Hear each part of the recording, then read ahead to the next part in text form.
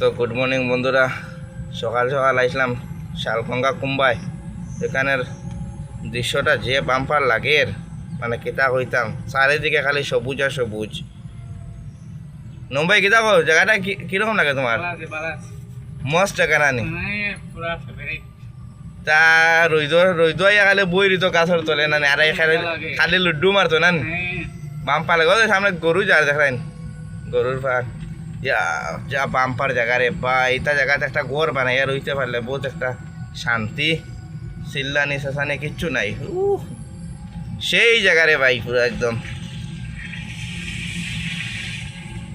পুরা মজার। গরু তার রাস্তা যাই তার তো সাইড দিতে না।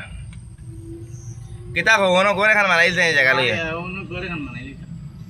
বাম্পার জায়গা বা, এটা তো রোদ রোদ শরীরও লাগতো না ভাই, তা খালি বাতাস থাকবো, এসি লাগতো না নান। বাম্পার বাম্পার, ও সেই জায়গা রে ভাই, যত সামনে দিয়ে আর তো আরো বড়িয়া জায়গা। ওই একটা গাড়ি আর